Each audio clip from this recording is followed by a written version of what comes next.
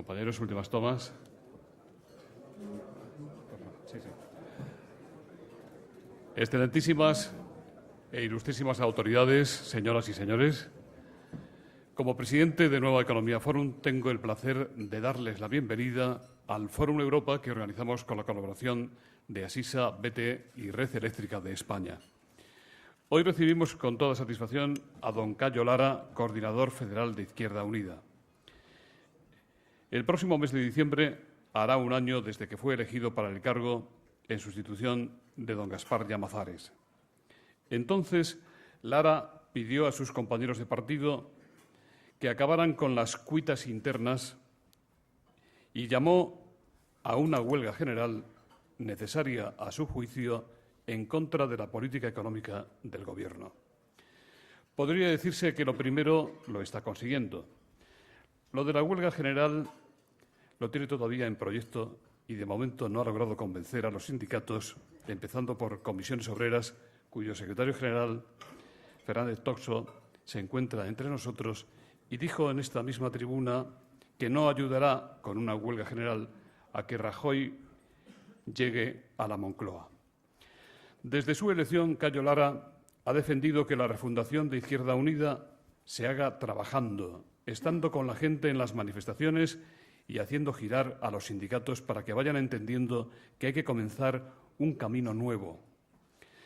El coordinador general de Izquierda Unida ha dicho también que nos están esperando los pobres, los despedidos de su trabajo, los jóvenes hipotecados, los que ansían la igualdad. Lara tendió la mano al presidente Zapatero y le brindó su ayuda para dar soluciones a la crisis económica, dando un giro a la izquierda. Sin embargo, el PSOE ha preferido el apoyo de dos fuerzas nacionalistas de derechas, PNV y Coalición Canaria, para sacar adelante los presupuestos generales del Estado a cambio de contrapartidas económicas.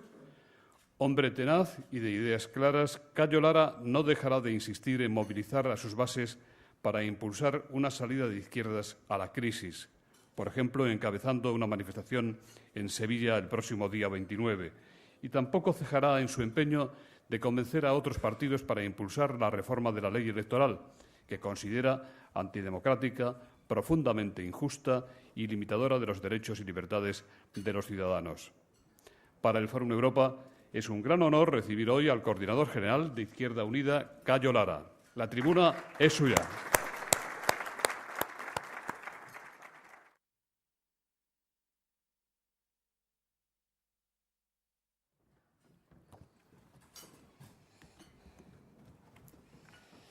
Buenos días. Gracias, José Luis. Gracias a Fórum, gracias a los patrocinadores, porque hoy podamos estar aquí algo más que tomar un desayuno y es a trasladar nuestras propuestas, nuestras ideas que tenemos sobre la economía española y, en este caso concreto, hoy vamos a hablar de la situación económica actual.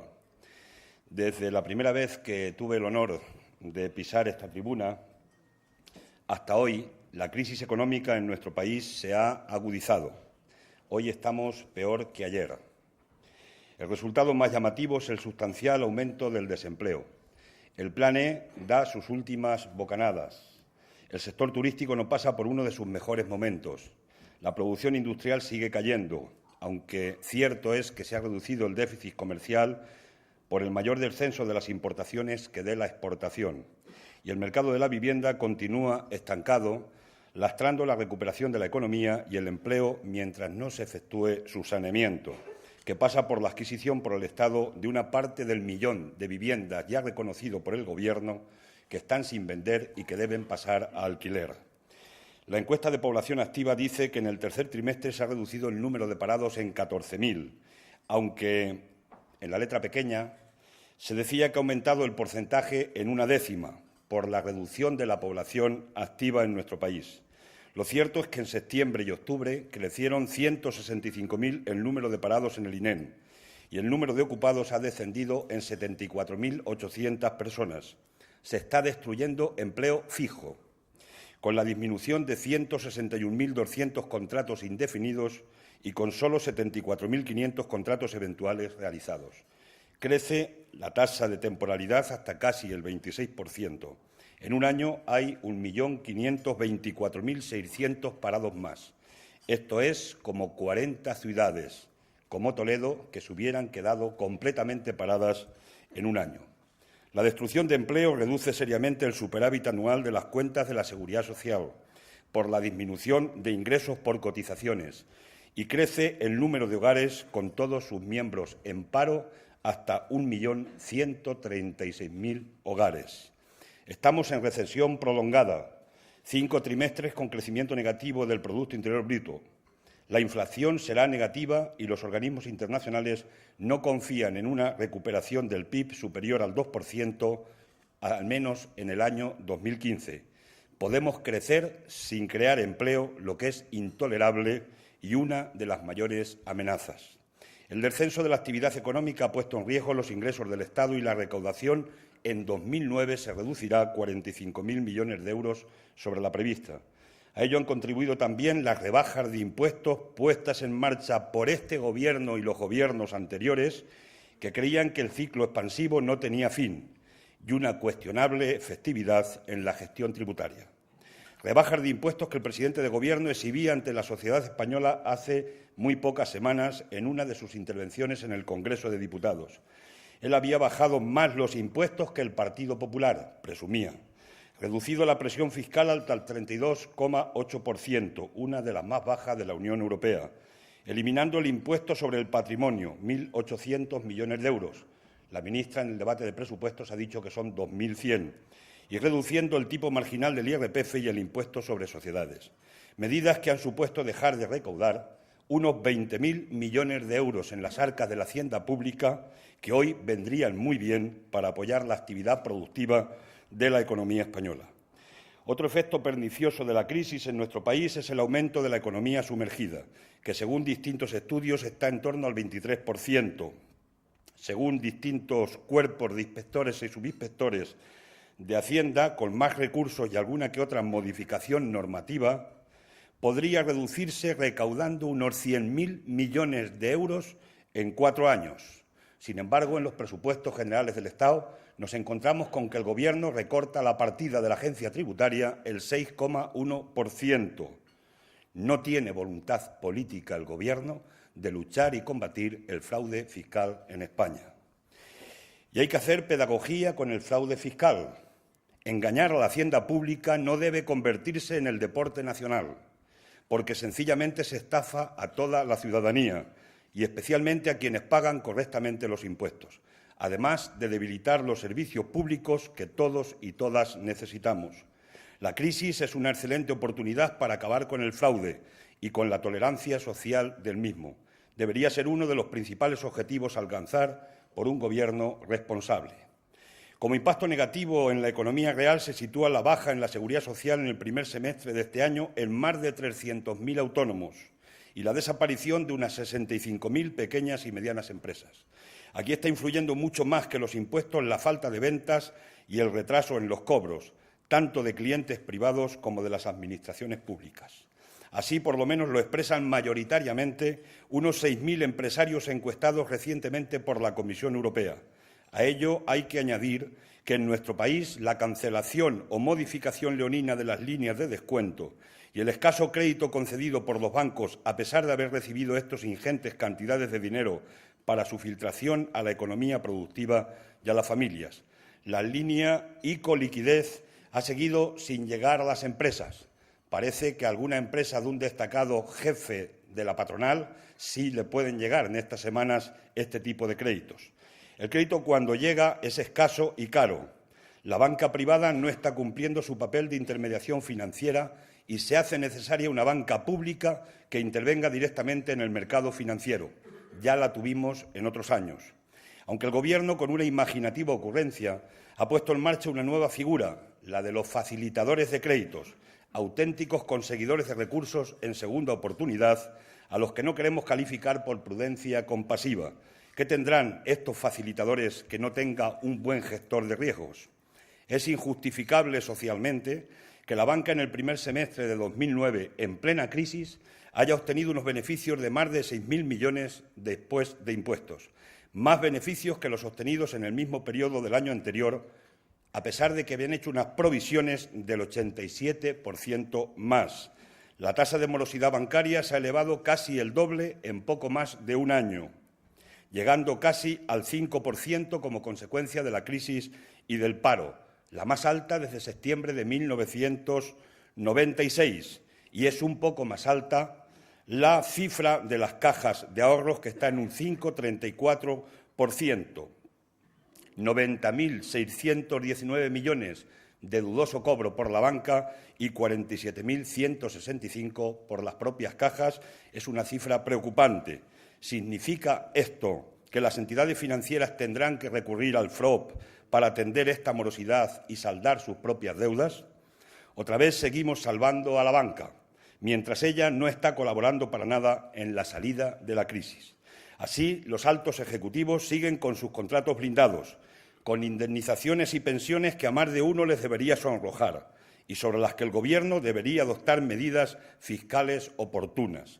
Individuos que se permiten argumentar el necesario abaratamiento del despido, mientras sus indemnizaciones por despido, disfrazadas de pensión, suponen la pensión normal de 500 pensionistas de este país. Reconozco que he perdido la pasión por sumarme a la campaña de apadrine usted a un banquero. Un poquito de agua.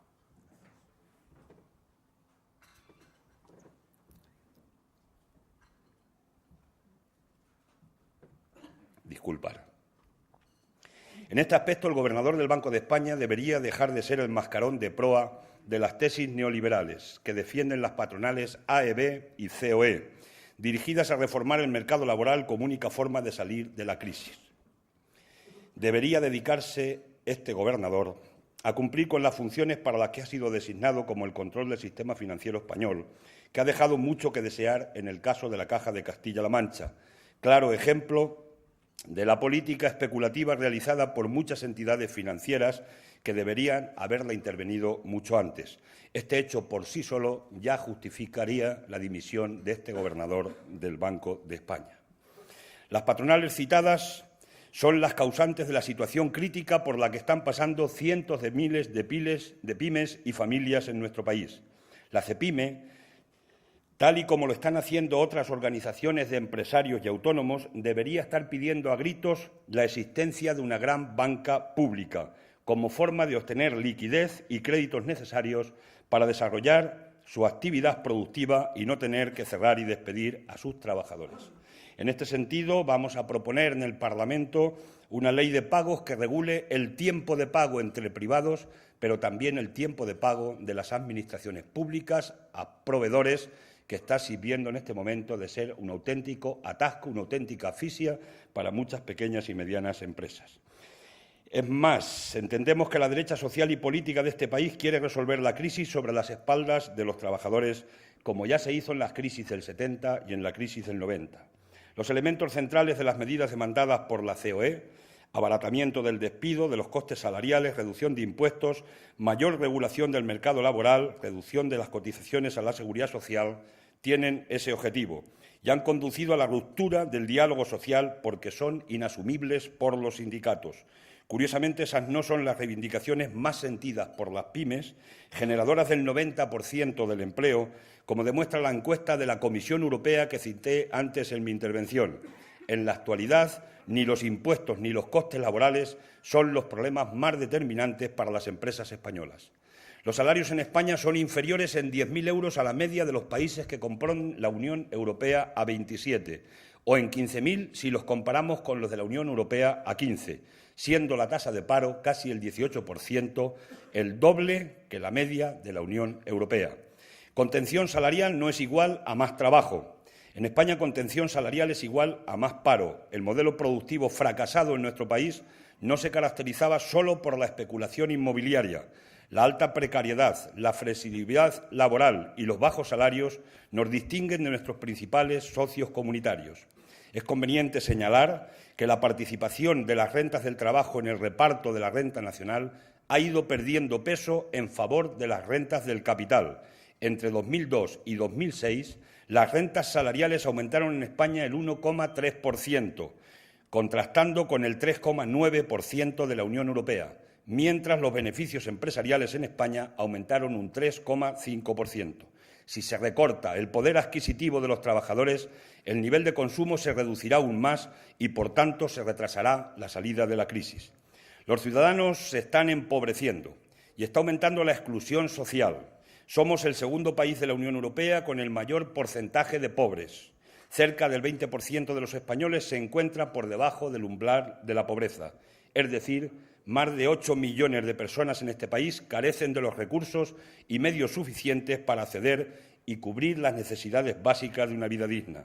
Cuando la economía ha crecido a tasas por encima del 4%, generando riqueza, esta nunca ha revertido suficientemente en los sectores más desprotegidos, que, sin embargo, están asumiendo los costes de una crisis originada por las ansias de beneficio de algunos, empobreciéndose aún más, como está ocurriendo en la actualidad. La apertura de comedores sociales por algunos municipios como Móstoles o el incremento de personas buscando alimentos en los contenedores de basura de las grandes superficies nos pueden dar una idea de la dramática situación actual. En tales condiciones es un grave pecado reducir en los presupuestos generales del Estado el gasto social. En este punto quiero subrayar el sustancial carácter femenino que tiene esta crisis y la atención especial que debemos prestar a este hecho. Los salarios son entre un 25 y un 30% más bajos para la media de mujeres. Los raquíticos servicios sociales, la educación, la dependencia tienen como primeras víctimas a las mujeres, que por el modelo familiar predominante aún en España se ven obligadas a sustituir esta escasez de servicios por un sobreesfuerzo que en muchas ocasiones las obliga a abandonar el mercado laboral.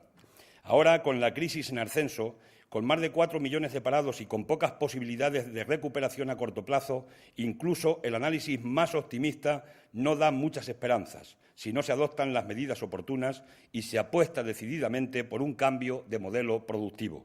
Un modelo que debe incluir la intervención democrática del Estado en la economía, una reforma fiscal progresiva y el aumento del gasto social, un modelo más justo socialmente, que genere empleo digno y de calidad, medioambientalmente sostenible, y que solucione el problema de la vivienda en nuestro país, en donde los desahucios continúan, mientras la anterior orgía crediticia de los bancos y las ansias especulativas de muchos empresarios promotores han llevado a ese tapón que señalamos de 1 millón de viviendas sin vender.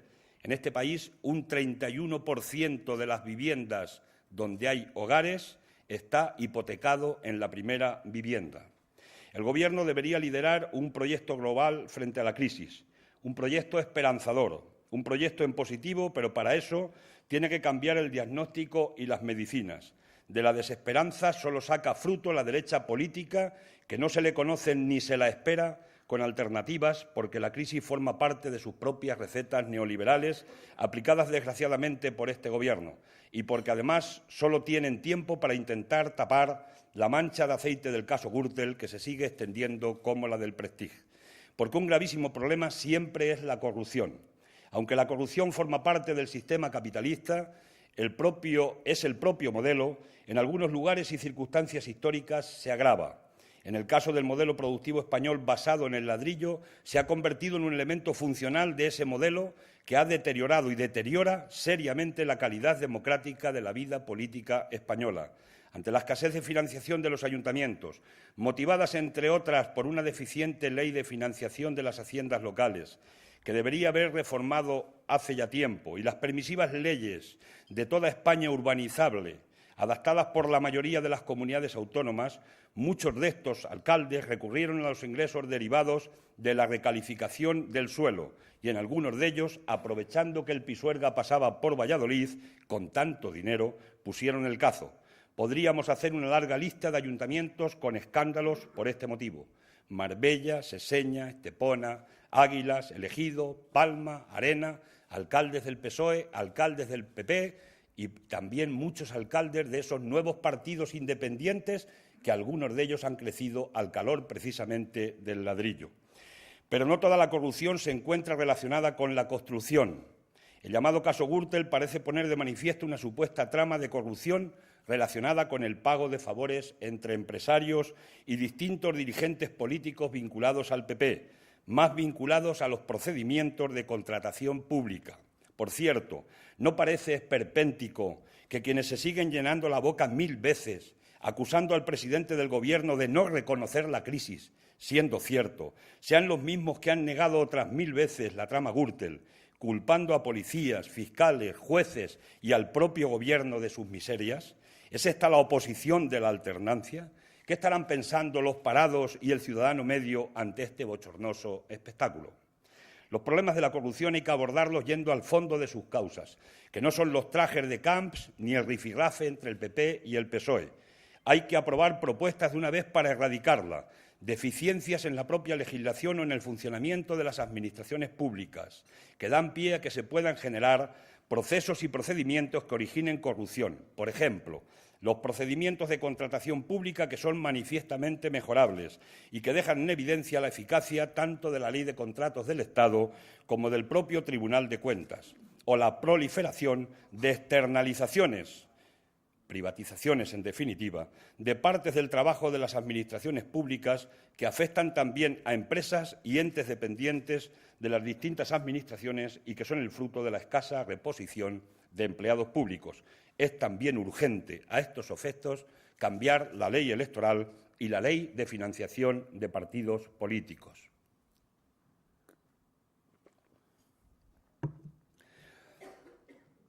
El Gobierno, con las medidas adoptadas en este periodo de tiempo, se ha mostrado incapaz de influir decisivamente en el crecimiento económico y de subsanar gran parte de los problemas originados por la crisis. Titubea e improvisa, como la ayuda inicial de los 420 euros, que hubo que presionar por los sindicatos y por la izquierda para conquistarla y corregirla, sin resolverlo completamente. Subsidio que defendimos y apoyamos porque a falta de pan buena es el agua y porque solo el nómada sabe la importancia de una gota de agua en el desierto.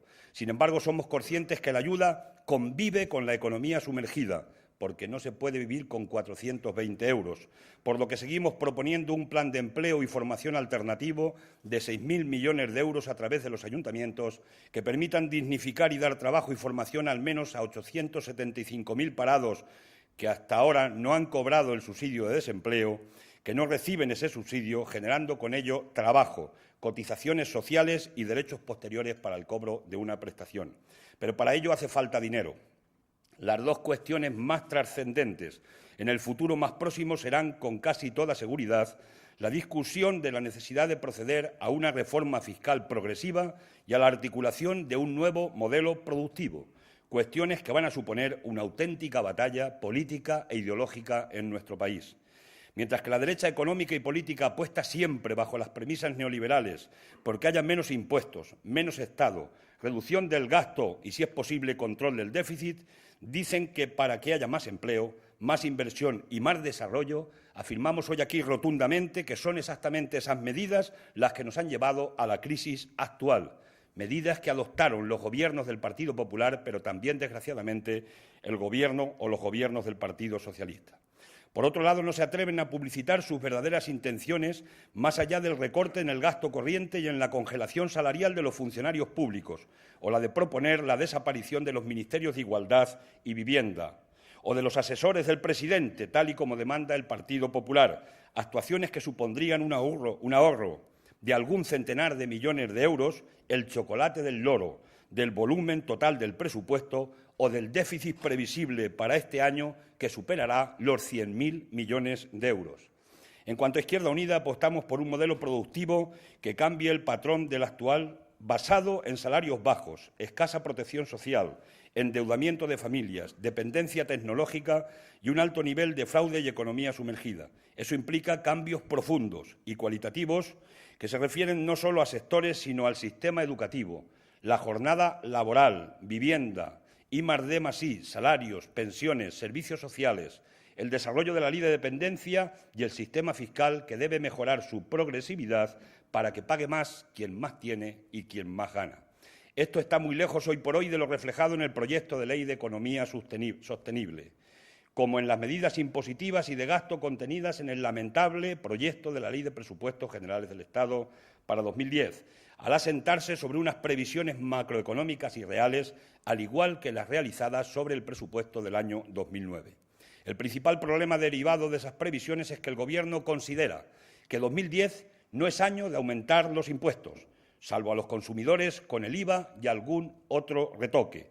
Cuando estábamos en fase de crecimiento, PP y PSOE bajaron los impuestos más a los más ricos y a las rentas más altas. Y ahora no se retoman las medidas fiscales progresivas porque no se puede hacer en plena crisis y con la excusa de no ahuyentar el capital. La pregunta es del millón. ¿Cuándo es entonces el momento de abordar la lucha contra el fraude fiscal y una fiscalidad más progresiva? Alguien nos toma por idiotas sin ninguna duda. El problema es que ni sin crisis ni con crisis el poder económico quiere pagar impuestos justamente, aunque se destruyan los servicios públicos esenciales para la mayoría. Al Gobierno le tiembla el pulso para abordarlo y el PP presiona con fuerza en la misma dirección. Sin ingresos y con un déficit galopante, el recorte del gasto público sin precedentes estaba servido. Y no se sale de la crisis con recortes en áreas fundamentales, especialmente en lo que se refiere a inversiones que permitan caminar hacia un modelo profundo en nuestro patrón de crecimiento. Cuando el objetivo prioritario es salir de la recesión y crear empleo, no es razonable reducir la inversión real del Estado, amortizar empleo público, relajar esfuerzos en investigación o subir el IVA.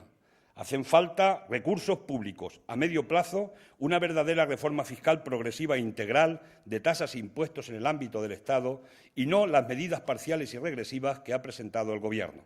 El Gobierno ha renunciado a sanear las cuentas del Estado bajo la óptica de que contribuyan más los que más ganan, o introduciendo nuevos elementos impositivos como la fiscalidad verde. Confirma la eliminación del impuesto de patrimonio, se niega a aumentar la contribución fiscal a los poderosos, de las rentas altas, los privilegios de determinados deportistas o ejecutivos que solo tributan al 24%. Tal vez convenga hoy recordar aquí que en 1990 el tipo marginal del IRPF era del 65% en peores situaciones en nuestro país.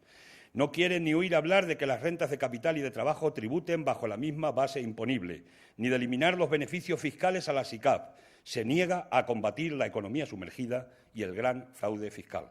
Por el contrario, aumenta de forma genérica el IVA, sin discernir la finalidad de cada producto, gravando de forma igual a rentas desiguales y, por tanto, perjudicando más a los que menos tienen, o retira de forma indiscriminada la reducción de los 400 euros en el IRPF sin compensar las rentas más bajas. Propone una rebaja de 5 puntos en sociedades para ciertas empresas, que son aquellas que marchan bien, porque crean empleo y lo mantienen. ¿No sería mejor, preguntamos, dedicar ese dinero, unos 700 millones de euros, a subvencionar avales e intereses de los créditos que necesitan las empresas en dificultades? Esa es otra de nuestras propuestas.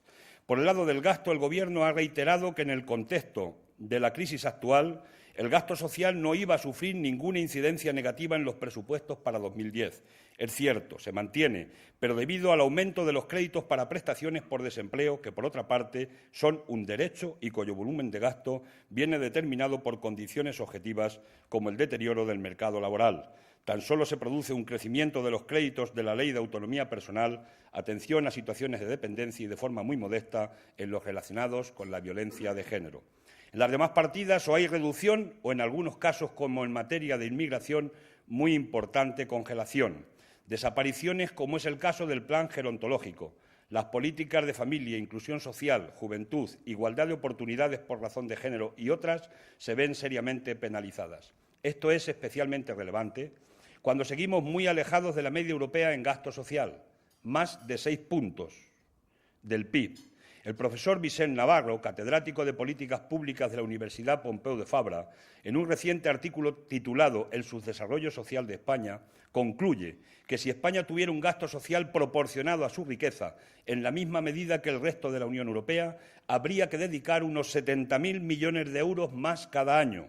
Del lado del empleo, en España solo trabaja el 10% de la población activa en servicios sociales, mientras la media en la Unión Europea está en un 15%. Eso significaría que se podrían crear en este sector en España 1 millón de puestos de trabajo de calidad directos. Los créditos destinados a políticas activas de empleo crecen un 2,2%, de los cuales un 37% se destina a financiar las bonificaciones a las cotizaciones empresariales. Se contiene el salario de los empleados públicos y se rebaja al 15% su tasa de reposición, precisamente cuando es necesario crear empleo. Se reduce un 27% los fondos destinados a la lucha contra el cambio climático, un 67,3% para las infraestructuras de transporte sostenible. en especial cercanías, y se propone una inversión anecdótica en el transporte de mercancías por ferrocarril.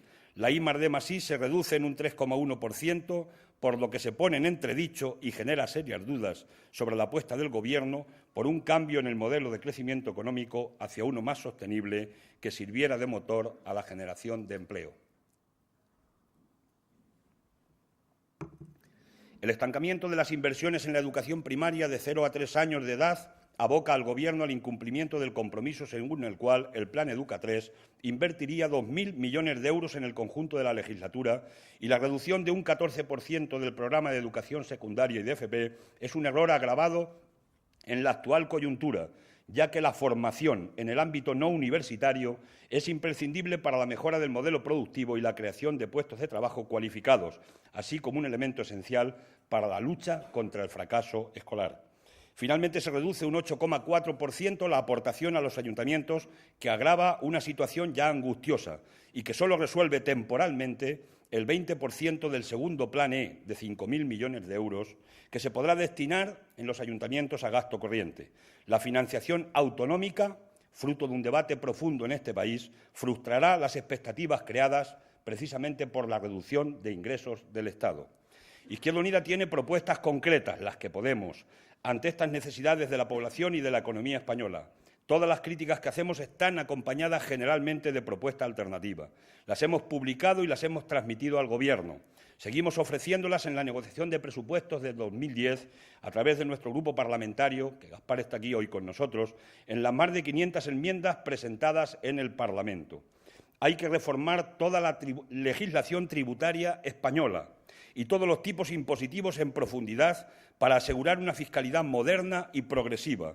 Mientras tanto, en el IRPF habría que compensar la pérdida de los 400 euros a quienes ingresen menos de 18.000, mantener los tipos y tramos para los ingresos entre 18.000 y 60.000 y aumentar el tipo marginal en 7 puntos en los ingresos más altos. Hay que hacer tributar de la misma forma y conjuntamente las rentas del trabajo que las del capital, que, por cierto, beneficiaría más a las pequeñas rentas del capital, someter a la SICAF a la misma contribución que el resto de las rentas del capital y eliminar todo posible fraude de ley, eliminar las ventajas fiscales de los deportistas de élite, restaurar el impuesto de patrimonio mientras se crea un nuevo impuesto sobre la fortuna, suprimir la elevación indiscriminada del IVA, regular el salario máximo interprofesional y suprimir, como ha dicho la Asamblea Nacional Francesa, de una vez los billetes de 500. Por el lado del gasto, hay que apoyar la economía real y no a los bancos. Hay que tomar medidas creadoras de empleo y medidas del reparto del empleo con la reducción de la jornada de trabajo. Apoyar con 5.000 millones de euros un plan complementario en colaboración con los ayuntamientos para subvencionar el 25% de los gastos que puedan realizar particulares en la mejora de su vivienda, climatización, accesibilidad, mejoras de conducciones, placas solares, incrementar el gasto en I+D+I.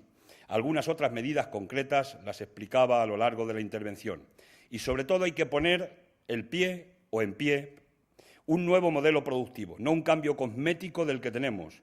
Un modelo productivo que tiene que contar con la intervención pública en la economía. Un nuevo modelo productivo bajo los principios de sostenibilidad humana, es decir, generador de empleo digno y de calidad, y sostenibilidad medioambiental. En 1996, y concluyo, había un Gobierno cuyas políticas y los escándalos de corrupción, simbolizados en aquella expresión de «míreme usted a los ojos», que todos recordaremos, dirigida al señor que firmaba los billetes del Banco de España, posibilitaron una alternancia que continuó vendiendo las empresas del Estado por aquello de menos Estado y más mercado. Políticas que han continuado este Gobierno y en la que está en la base de la crisis. Hoy la alternancia está representando lo que aquel gobernador del Banco de España, por lo que no es opción de gobierno. Es una necesidad vital, consiguientemente, que el Gobierno corrija sus políticas por la izquierda y se aparte de la senda del neoliberalismo. Y la izquierda política y social debemos tomar la calle para conseguirlo, o al menos intentarlo. No debemos resignarnos a que nadie, por persistir en el error de no molestar al poder económico real de este país, nos pueda arrastrar en su caída para que vengan los que, como único mérito, Aportan una trama, el descrédito de la democracia y el paradigma de la ambición. Unos más y otros menos, todos tenemos responsabilidad en el futuro y por el que modestamente desde Izquierda Unida, con quienes quieran acompañarnos, seguiremos haciendo nuestra aportación para que cuanto antes se cumpla aquello que dijo Galeano, que ningún ciudadano sea tan opulento como para poder comprar a otro, ni ninguno tan pobre como para que se vea obligado a venderse. Desde Izquierda Unida queremos ayudar a recuperar la esperanza de quienes ya la han perdido y para que el mañana sea más social, justo, fraternal y solidario en un mundo en paz, porque es posible y además es necesario. Muchas gracias por la atención prestada.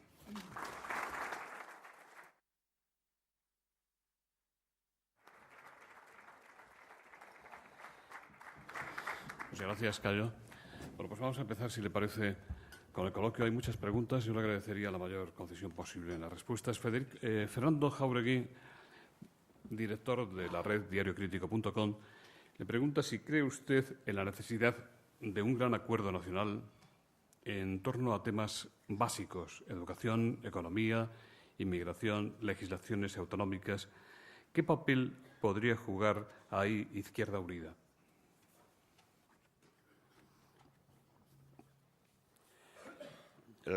El gran acuerdo nacional se convierte en una frase vacía porque al final el principal partido de la oposición lo que quiere es desgastar al Gobierno cuanto antes más y, si es posible, que haya unas elecciones anticipadas y llegar al Gobierno.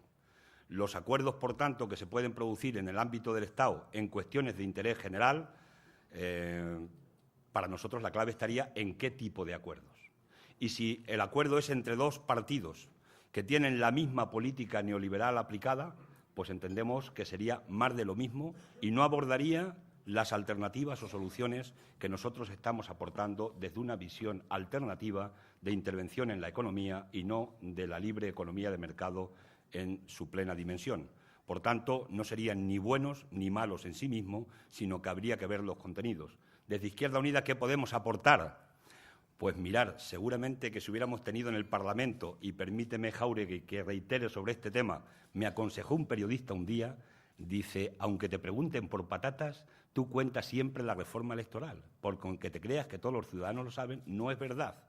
Bueno, pues si hubiéramos tenido en el Parlamento 14 escaños, que son los que el pueblo español quiso que tuviéramos en las elecciones de 2008, porque era el resultado proporcional de los votos, de ese millón de votos que nos dieron a la tercera fuerza política de este país, que, por cierto, intervenimos los sextos, porque otros con menos votos tienen más diputados en el Parlamento, seguro que otro gallo hubiera cantado en el presupuesto general del Estado de este año.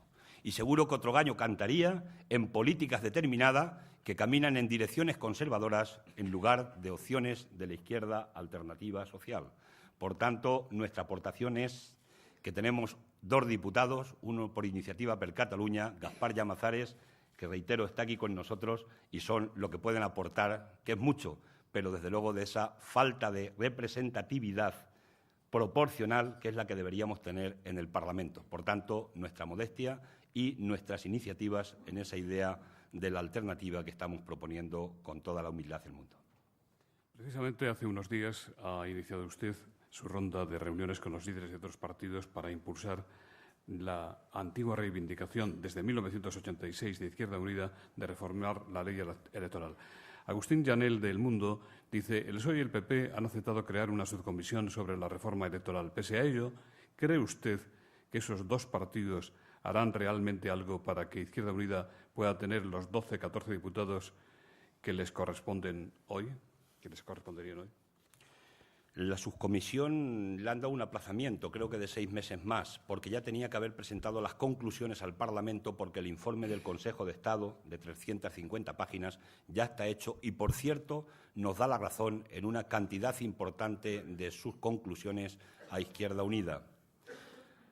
No sé si el PSOE y el PP quieren cambiar la ley electoral, son los que no han querido cambiarla hasta nuestros días, porque son los dos grandes beneficiarios directos de los diputados que nos faltan a Izquierda Unida. Por ser más concreto, hay 12 señorías del PSOE y del PP que están sentados en el Parlamento en 12 bancos que deberían estar sentados 12 hombres y mujeres de Izquierda Unida.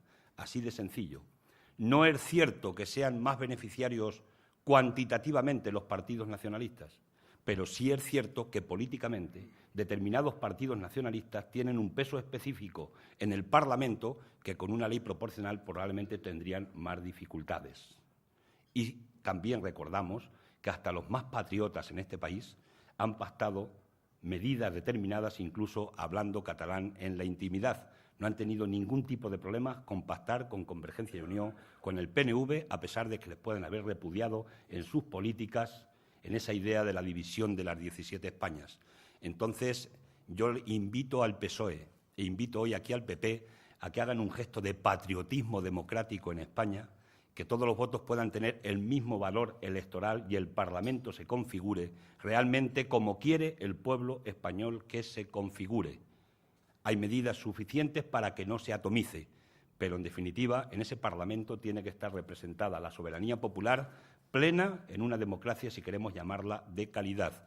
Si no, seguiremos estando en una democracia que es una estafa representativa y que lo que pasa en el Parlamento no corresponde exactamente a lo que quiere la voluntad pública de los ciudadanos emitida con su voto en las urnas cada 4 años en procesos electorales. Depende, consiguientemente, del Partido Popular y del Partido Socialista. Nosotros seguiremos reuniéndonos con los partidos que hasta ahora nos han contestado y, concreto, Convergencia y Unión, Navai y Esquerra Republicana serán las siguientes reuniones que tendremos, porque han atendido nuestro escrito simplemente para hablar de la reforma de la ley electoral, haya o no coincidencias, y desde luego sí nos gustaría que nos dijeran el PP y el PSOE, sus representantes, a la cara, mirándonos a los ojos, por qué razón su voto, su escaño, lo consiguen con 66.000 votos y a nosotros nos ha costado cada escaño en el Parlamento 485.000 votos en este país. Saturnino López le pregunta si no cree que lo que está sucediendo en Afganistán es una guerra. ¿Dónde está?, le pregunta, a la izquierda que se manifestó contra Aznar por la participación española en la guerra de Irak. ¿Por qué entonces en contra de Bush y de Aznar y ahora a favor, aunque sea pasivamente, de Obama y Zapatero? ¿No debería retirar España sus tropas de Afganistán? Sí, esa es una reivindicación política de Izquierda Unida, porque no compartimos para nada que el ejército español esté en este momento concreto en Afganistán. Allí hay una defensa de unos intereses muy determinados, independientemente de que se haya cambiado de presidente de gobierno en Estados Unidos, unos intereses geoestratégicos, militares, diríamos que energéticos, que es por lo que allí están las fuerzas políticas en Afganistán. Decía algún viejo amigo que lo peor que le puede pasar a un ciudadano es nacer en un país donde haya algo que le pueda interesar a los Estados Unidos. Probablemente eso es lo que pasa en Afganistán. Hay más violencia que en 2001, las libertades de las mujeres no han avanzado, tenemos 88 muertos y no sabemos qué pintamos allí, porque cuando se mata y nos matan estamos en una guerra, aunque se quiera camuflar. Pensamos que ahí esto va a derivar en una especie de Vietnam, solo que con una inmensa guerra civil posterior. Y cuanto más se agudice la presencia y la invasión en Afganistán, más cerca estará que la guerra civil siguiente sea más dura y más cruenta en este momento y en el futuro concreto.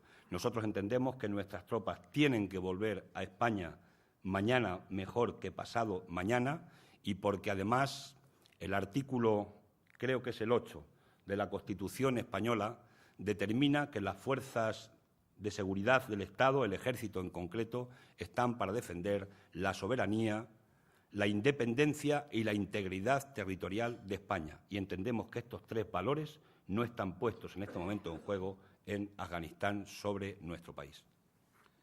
Antonio Azcona le pregunta qué enmiendas... Perdón, concluyo que olvidé una cosa. Estamos en la movilización, pero todavía somos poquitos.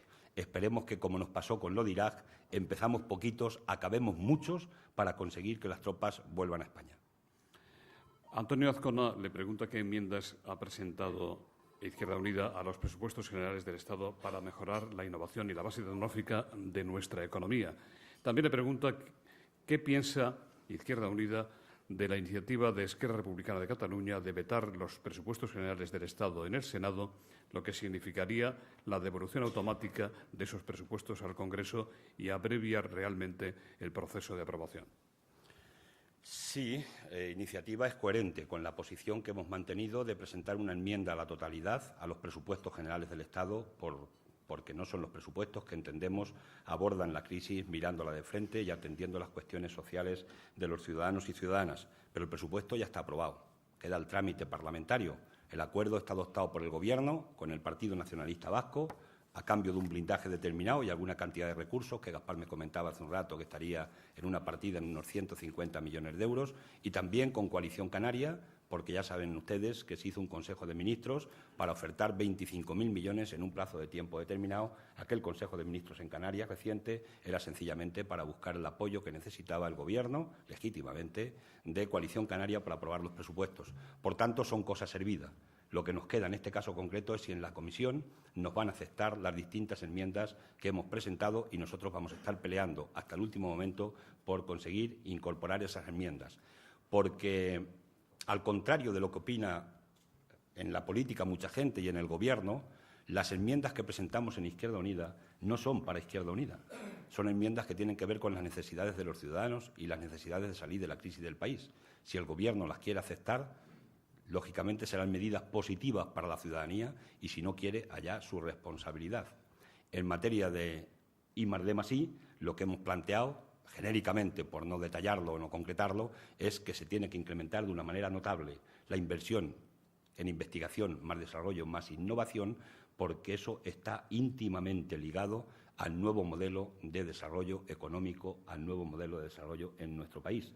Y si eso no se incrementa, lógicamente continuaremos en una situación de debilidad con la media de la Unión Europea, que recuerdo en este caso concreto que en España gastamos el 1,27, si no me falla la cabeza, del PIB en investigación más desarrollo más innovación, y la media en la Unión Europea a 15 está en el 1,85% del Producto Interior Bruto.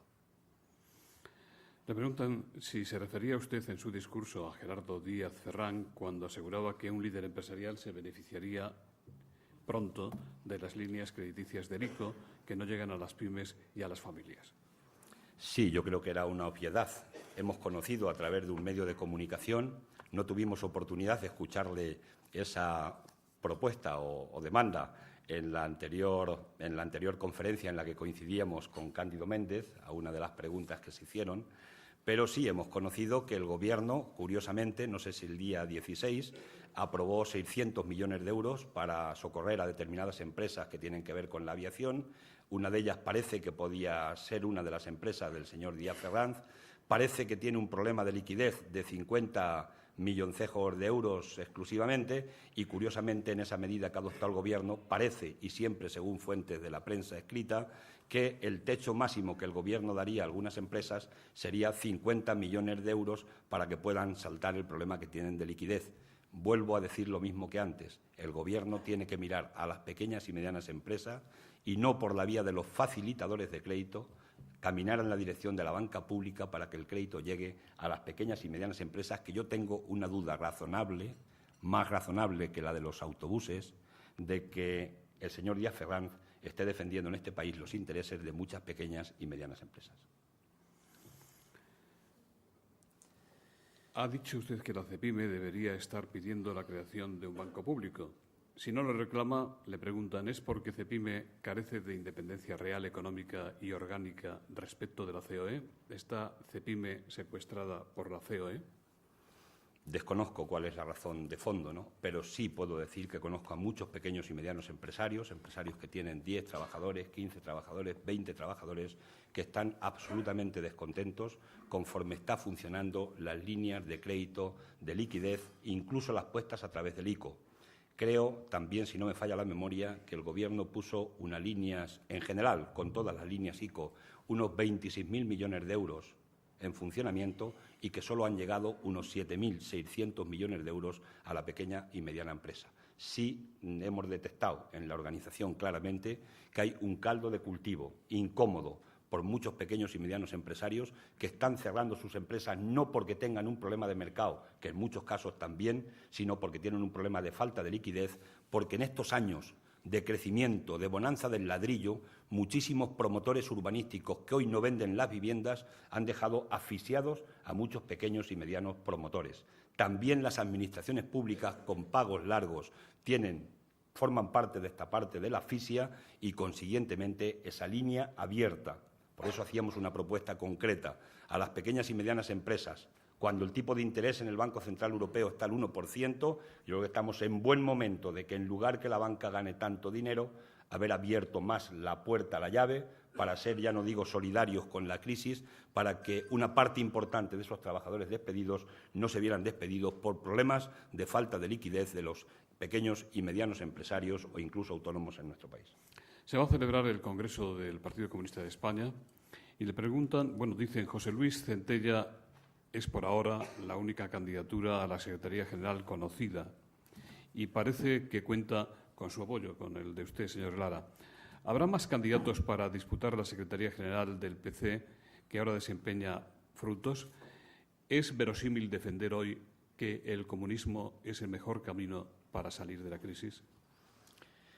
En España no conocemos el comunismo. Yo me apunté al Partido Comunista en el año 1979. Yo he conocido una parte de una dictadura, he conocido una transición, un sistema capitalista de funcionamiento y, por tanto, yo soy de los que también aspiro a que veamos un día una sociedad diferente y que ya he dicho en algunas ocasiones que no sabemos muy bien exactamente cuál es la receta, pero Mas lo definió bien. Había que hacer el análisis concreto sobre cada realidad concreta y, en función de ello, como hacen los buenos médicos, había que hacer el diagnóstico y, a partir de ahí, poner la medicina. Yo no sé cuál será la medicina final, si es que existe, para que tengamos un modelo distinto, pero sí sé que tenemos que tener un modelo distinto. José Luis Centella es un hombre honesto, es un hombre honrado, es un hombre leal desde el punto de vista de la ideología, de las ideas, de la propuesta, de la defensa de los trabajadores y trabajadoras, de un modelo social justo en nuestro país. Y si es el único candidato y finalmente los delegados y delegadas al Congreso deciden que sea el nuevo secretario general, creo que es un hombre que puede cohesionar de una manera completa al Partido Comunista, hacer más partido para que tengamos también más comunistas dentro de Izquierda Unida, para cohesionar, junto con los demás en Izquierda Unida que no son comunistas, cohesionar un proyecto alternativo de la izquierda de una manera leal y aceptando las reglas democráticas que nos hemos dado en la organización de Izquierda Unida. Yo creo que puede ser un papel importantísimo. Y, desde luego, comparaciones con Paco Frutos. Yo a Paco Frutos le tengo muchísimo cariño. Ha jugado el papel que ha jugado en su vida por la lucha por el movimiento obrero, la clase trabajadora. Creo que ha hecho un papel importante y, aunque ahora sea en segunda línea, lo tiene que seguir aportando, porque en esta izquierda no sobra nadie. Absolutamente nadie, y se equivocan aquellos que piensan que tenemos que estar excomulgando permanentemente a gente de la organización del PC o de la organización de Izquierda Unida. Hay que aprender a sumar con mayúsculas y hay que olvidarnos de restar, porque eso no le interesa para nada a la opinión pública ni a los ciudadanos de este país.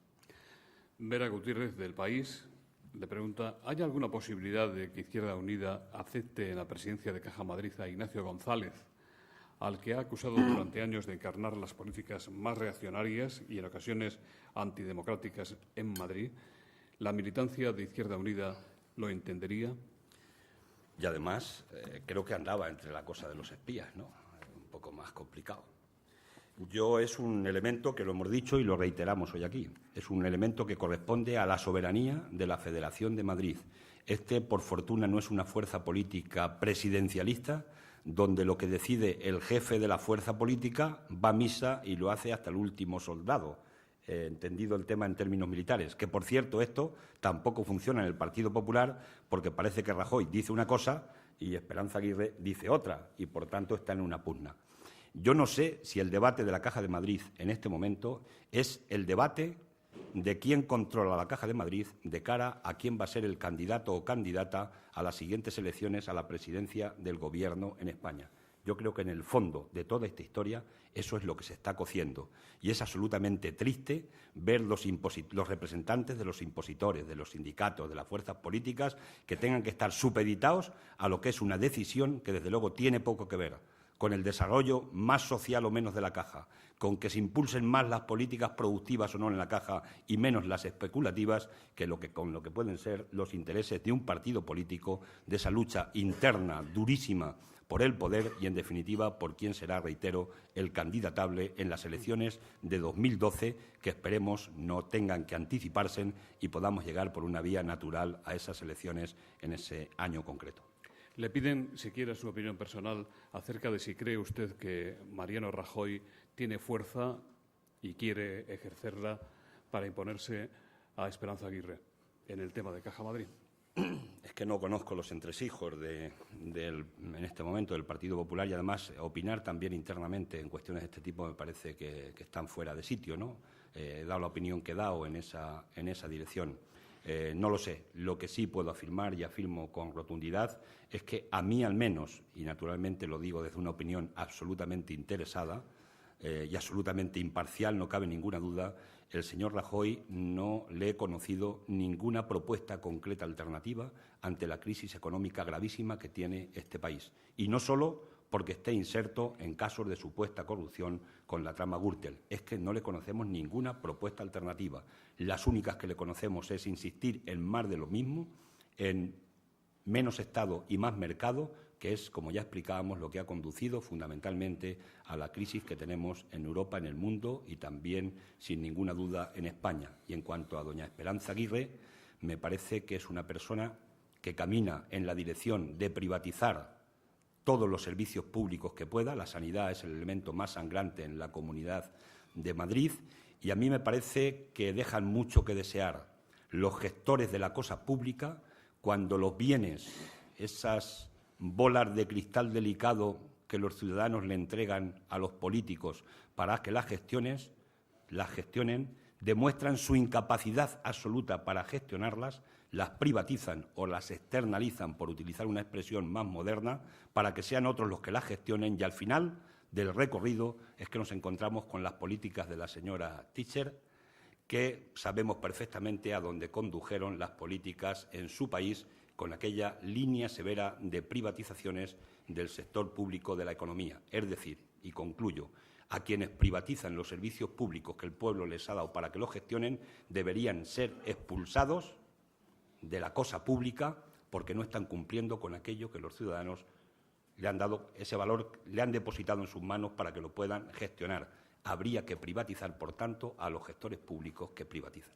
Santos López le pregunta, ¿le parece edificante que salgan indemnes e ilesos de la quiebra de la Caja de Ahorros de Castilla-La Mancha el expresidente y otros gestores? ¿No es cínico el PSOE cuando acusa a otros partidos de corrupción y malversación y, sin embargo, mira para otro lado cuando se trata de los suyos?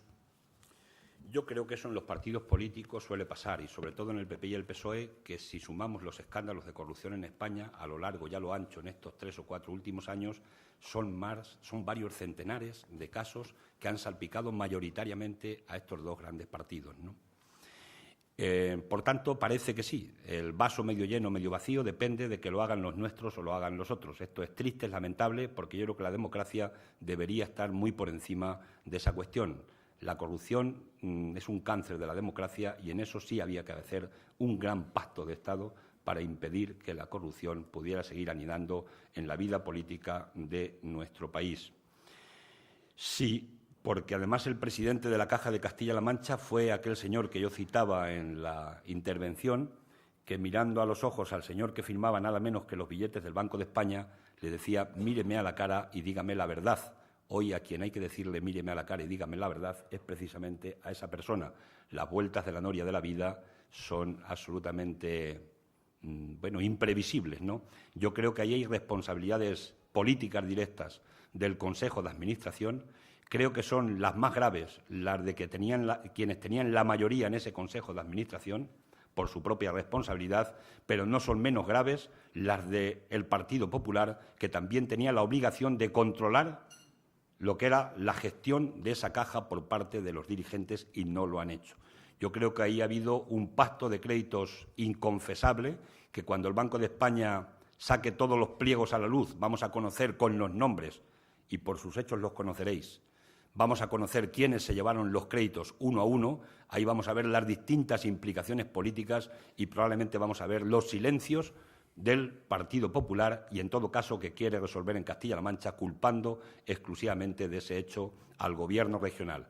Y el Gobierno regional, con el señor Bono entonces a la cabeza y después con el señor Barreda, tiene una responsabilidad directa en la Caja porque pusieron la Caja al servicio del desarrollo insostenible inmobiliario de Castilla-La Mancha, además adaptando aquella ley de toda España urbanizable, la LOTAU, a una ley adaptada a unos cuantos promotores urbanísticos con una cláusula que decía que en las ciudades de menos de 10.000 habitantes no era obligatorio construir ni una sola vivienda de protección oficial. Todo ello para, diríamos, que de alguna manera llenar de gente, servir de zona dormitorio de Madrid lo que era la comarca de la Sagra y el corredor de Henares. Por tanto, lo que ha pasado en la Caja de la Castilla-La Mancha tampoco hubiera sido entendible sin el apoyo del Gobierno regional, insisto, y del concierto de la oposición.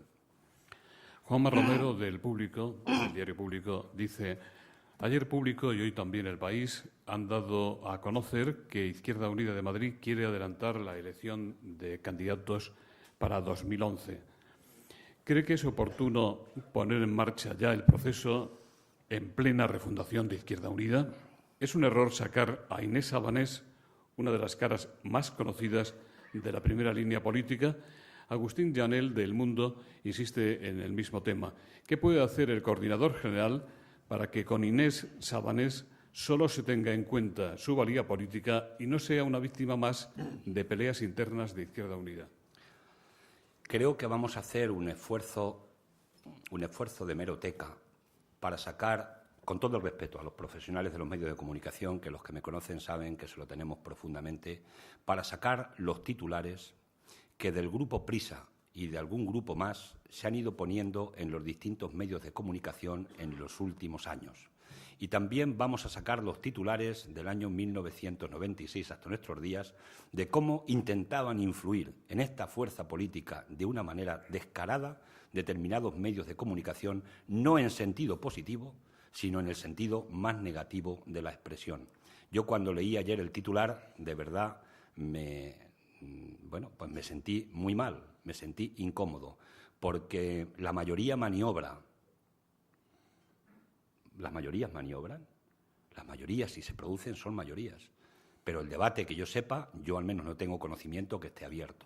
En todo caso, sí creo que a quienes tenemos menos medios de comunicación debemos adelantar nuestros candidatos, yo creo que siempre elegidos a la par, por lo menos, de los programas electorales, pero adelantarlos sencillamente para que les conozcan. Yo llevo, ¿cuánto es? 10 meses de coordinador de Izquierda Unida. En 10 meses...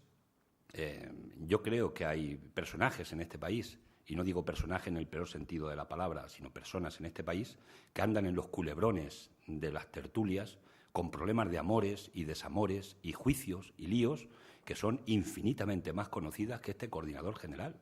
A mí me conoce, creo que es un 36% de la población.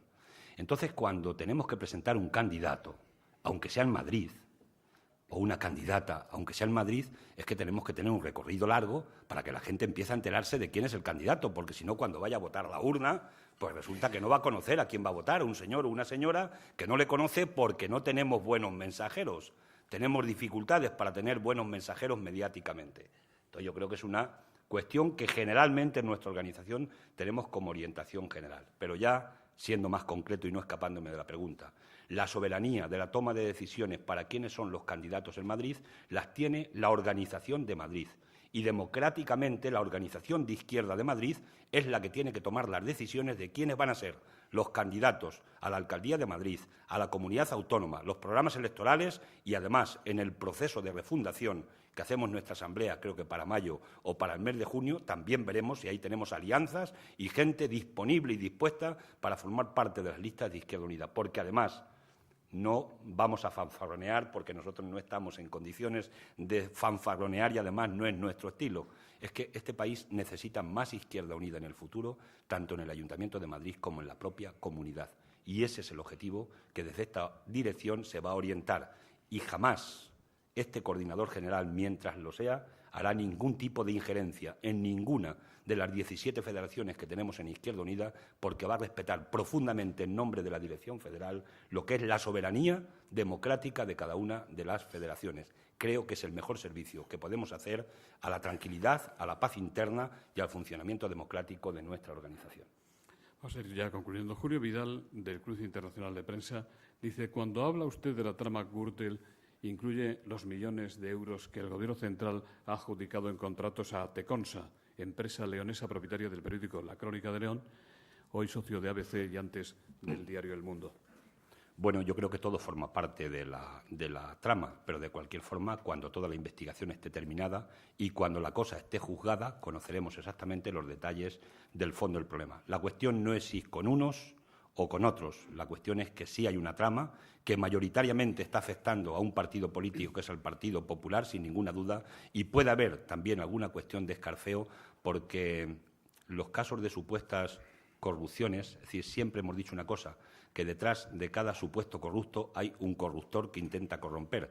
Y como hemos conocido, como decía antes, en estos últimos años en nuestro país, los conocemos de todos los colores políticos. En el caso de PSOE y PP, los casos ya no de supuestas, sino de corrupciones que se han dado en nuestro país y que, desde luego, seguimos sin conocer las medidas para que determinadas cuestiones no se produzcan. Ejemplo, ¿considera alguien razonable que 2 personas en la Comunidad de Madrid, probablemente porque fueron compradas, cambiaran la decisión de la soberanía de todo el pueblo de Madrid?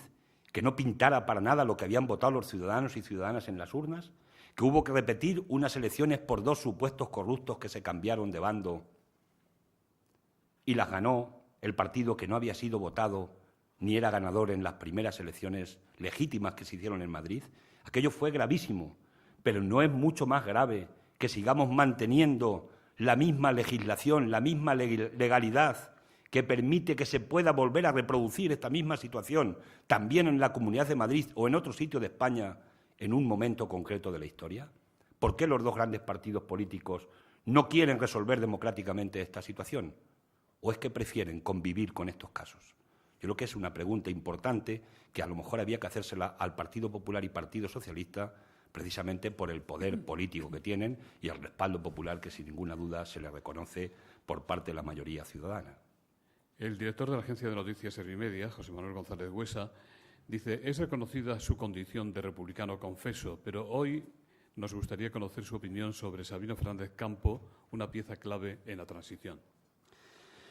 Bueno, yo he estado trabajando en el campo y he estado de alcalde en un pueblo, lo más que he hecho, y he estado de coordinador regional unos cuantos años, y de la alta política, pues sinceramente, me ha dado tiempo a ocuparme poco, y no quiero con esto que sea una excusa. He preguntado quién fue y he preguntado el papel que jugó en algún momento determinado. Me han hablado que dentro de la monarquía, pues que no fue un mal hombre, y no porque haya fallecido, lo digo, y por tanto, bueno, yo digo que lo cortés no quita lo valiente. El que cuando se muera un buen hombre, independientemente que no esté dentro de nuestras ideas, tengamos nuestro sentimiento sencillamente sobre esa muerte, como de cualquier ser humano, pues decir que nosotros vamos a continuar reivindicando nuestro carácter republicano de nuestra organización, y lo cortés, en este caso, no quita lo valiente. No sé si algún Sabino, en algún momento determinado, también podría ser jefe de gabinete de un presidente del Gobierno, de un jefe del Estado, perdón, elegido directamente por los ciudadanos y ciudadanas. De cualquier forma, mis respetos para esa persona y, naturalmente, la defensa de que Izquierda Unida ha decidido que aspira a tener una república democrática en España, y en esa línea pues vamos a seguir trabajando. Desde Intereconomía Televisión le pregunta si continúa Izquierda Unida investigando las cuentas de la Casa Real, si han encontrado alguna información que comprometa su transparencia. Rosalía Martínez dice: ¿es que duda usted de la honradez de don Juan Carlos? ¿Sospecha de que pueda estar implicado en tráfico de influencias? Rodrigo Martín, de Hispanidad: ¿es verdad que le preocupan las cuentas del rey? ¿Cree que deberían investigarse los números del monarca? Y José Manuel González Torga dice: ¿para cuándo cree que habrá un control real a la economía de la corona? Antes dije Gavino, creo que es el nombre de esta persona, ¿no? Sabino, perdón, entonces lo dije bien. Sí.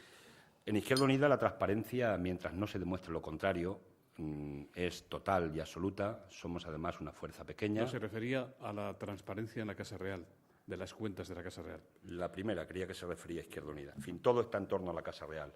Bien, nosotros lo que hemos pedido por activa y por pasiva en el Parlamento es que en un Estado donde se le pasan cerca de 9 millones de euros a la Casa Real directamente los presupuestos del Estado, aunque este año se hayan congelado en la partida correspondiente, pues sencillamente tiene que haber transparencia plena de cómo la Casa Real se gasta ese dinero y debe ser conocido por la inmensa mayoría de los ciudadanos y ciudadanas. En ese sentido, nuestro grupo parlamentario ha presentado distintas iniciativas en el Parlamento.